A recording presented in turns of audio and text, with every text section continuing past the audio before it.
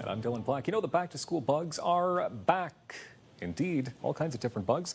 To help us fight them and so much more, we have author and pharmacist Sherry Torkos joining us on the show one more time. Hello, Sherry. Hi there. Thanks for having me. Good to have you here now. Is this the time of year where the bugs are their worst? And we're talking about different kinds of bugs as well. That's right. We're talking about bugs that do seem to get their ways through the classroom and also into the household this time of year with the kids back in school. And we're talking about 3 specific bugs today. We're going to talk about cold and flu bugs, the bugs that cause tummy trouble, and the bugs that want to make you want to scratch your head. Scratching your head. We're talking about lice, That's right, exactly. Okay. Yeah, so let's start off with respiratory bugs. Yeah.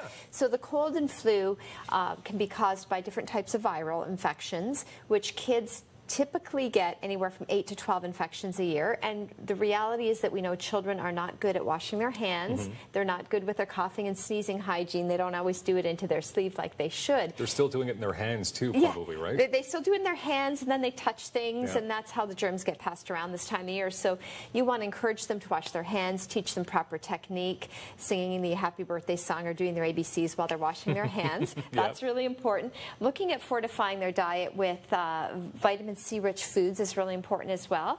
So we always think about oranges, citrus are a great source of vitamin C, but also just as valuable would be your berries, especially strawberries, peppers, kiwi fruit, and then vitamin supplements for kids that are picky eaters. You may want to give them a vitamin C and D supplement.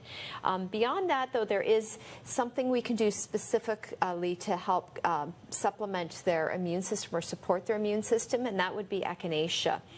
And there has been a new study that was just completed. It was a multi-center study on Echinacea showing that children who took this particular one, it's called Echinacea Junior, during the cold and flu season had a significantly reduced incidence of cold and flu, also a reduced risk of complications, that's bronchitis, pneumonia, sinusitis, as well.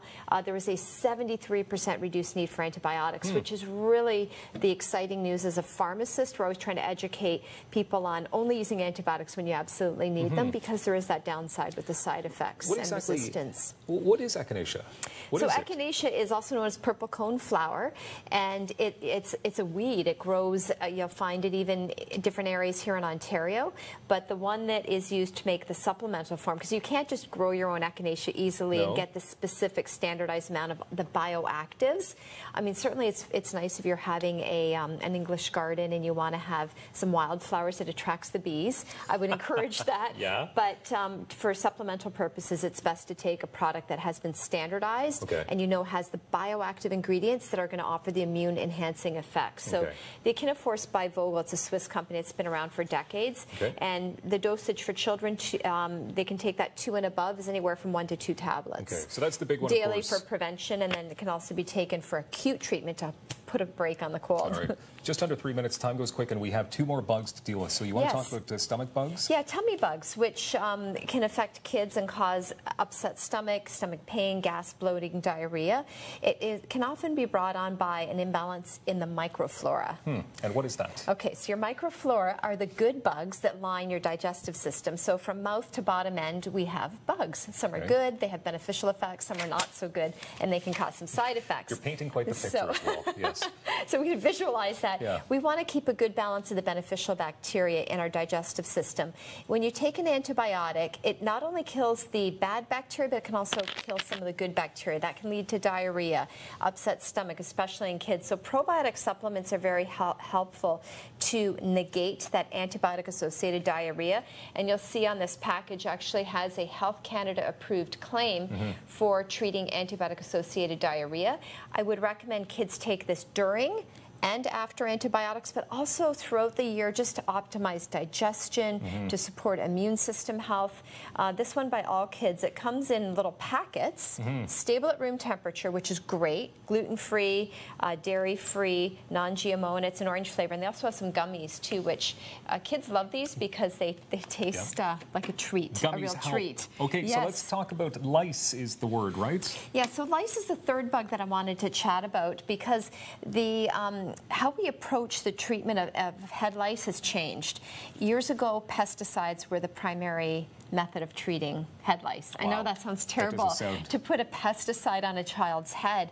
However, it's until recently we haven't had effective non-pesticide treatments.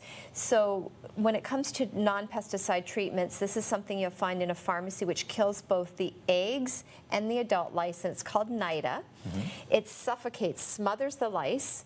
I know that sounds terrible, but we want to get rid of those lice, so you have to apply that, saturate the scalp with it, and leave it on for the recommended duration. Then you have to comb it out. The pesticides, the problem with the pesticides is there's growing resistance. So the lice they've adapted. They've found out ways to survive pesticide treatment. Than the pesticides. Yeah, exactly. How scary is that? So this is, again, non-pesticide, no issue with resistance, but also you don't get the scalp irritation that you get with the pesticides. I need to wrap you up. SherryTorkos.com for more resources on all of this. Thank you very much. Yeah, thanks for having me. More Daytime coming up on Rogers TV. Don't go anywhere.